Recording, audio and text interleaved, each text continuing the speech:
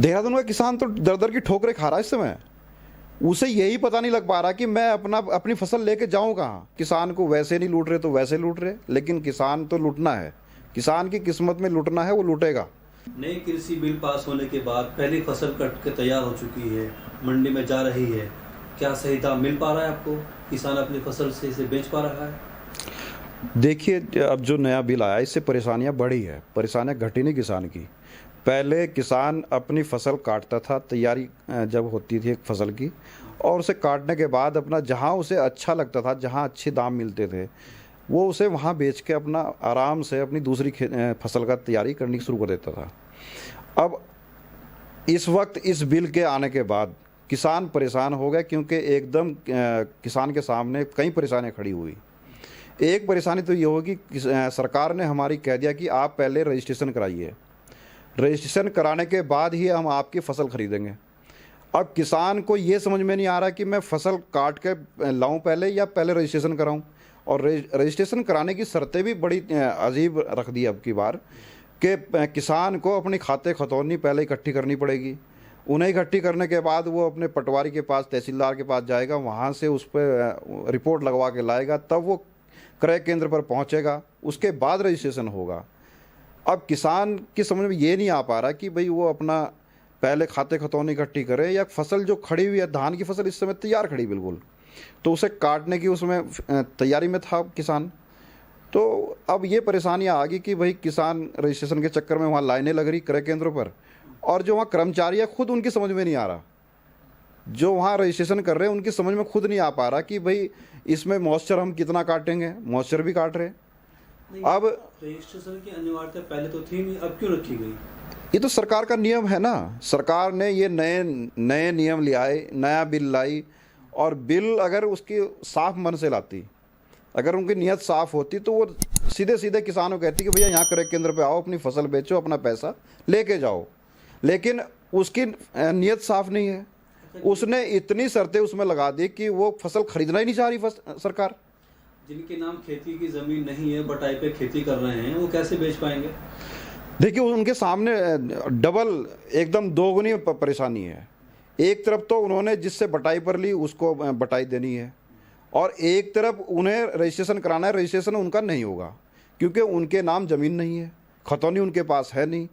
तो उनकी फसल तो अब जो बिचौलिए हैं, सरकार कह रही थी ना कि बिचौलिए ख़त्म कर दिए हमने, सरकार ने बिचौलिए तैयार कर दिए।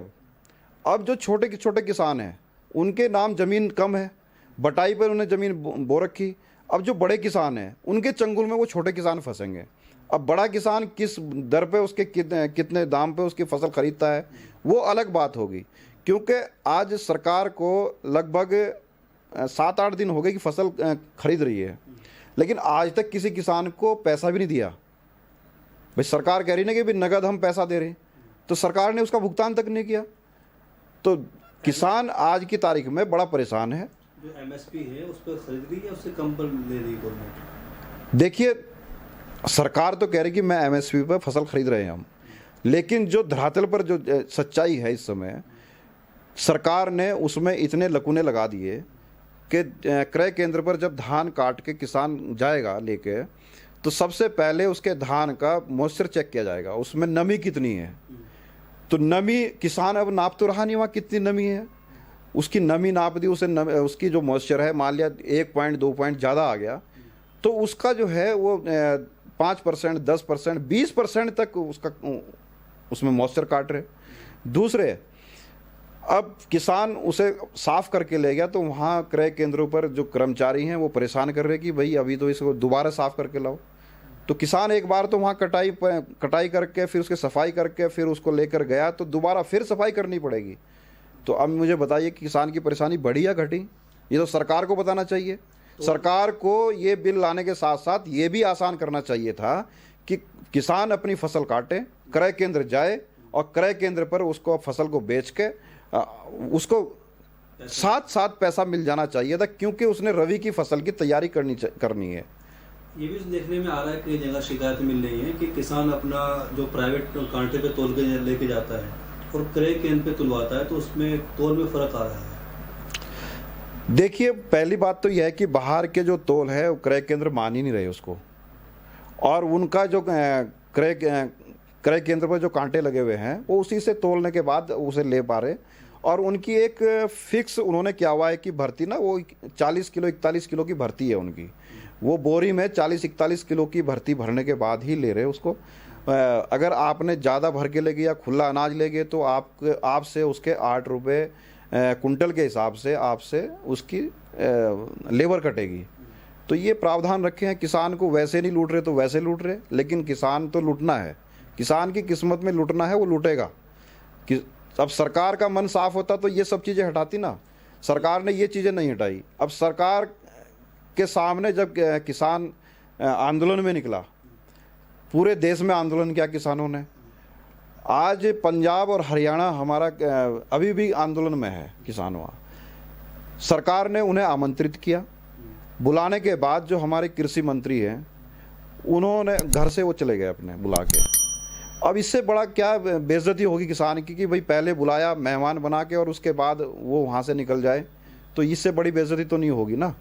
अब बात ही नहीं हुई, अब माननीय मंत्री जी अपने प्रोग्राम में चले गए। उत्तराखंड में धान की फसल का खरीदने के लिए क्या कोई मंडी बनाई गई है? उत्तराखंड में अनाज मंडी एक है उधमसिंह नगर में, आपका देहरादून में अनाज मंडी नहीं है, हरिद्वार में अनाज मंडी नहीं है। देहरादून का जो किसान है वो उत्तराखंड की हरिद्वार और देहरादून के लोग कहाँ बेचते हैं अपना? देहरादून का जो किसान था वो अपनी धान को लेके हरियाणा चला जाता था पहले, लेकिन इस बार हरियाणा भी नहीं जा पा रहा। हरियाणा इसलिए नहीं जा पा रहा है कि क्योंकि वहाँ का जो रजिस्ट्रेशन है वहाँ के किसान वहाँ करा रहे, तो वहाँ का जो मंडी के जो खरीदार हैं उनका कहना यह है कि भाई आप यहाँ के किसान नहीं हो तो इसलिए आपका धान यहाँ हम ले नहीं पाएंगे। एक तरफ सरकार कह रही कि हमने अब किसान स्वैच्छिक कहीं भी बेच सकता है जहाँ उसे ज़्यादा दाम मिले, लेकिन ये तो उसका उलट हो गया। किसान इसका जवाब दे या तो इसकी तैयारी करे, तैयारी नहीं की किसान पहले सरकार ने। अब देहरादून के किसान कहाँ बेचेंगे अपनी फसल को? देहरादून का किसान तो दर दर की ठोकरें खा रहा है इस समय, उसे यही पता नहीं लग पा रहा कि मैं अपनी फसल लेके जाऊं कहाँ। किसान ये सोच रहा है कि अपनी फसल लेके मैं कहाँ जाऊं, किस तरीके से मैं बेचूंगा, क्योंकि अब नया जो इन्होंने शर्तें लगाई उसमें उलझ के रह गया किसान। आज की तारीख में बड़ा परेशान है किसान।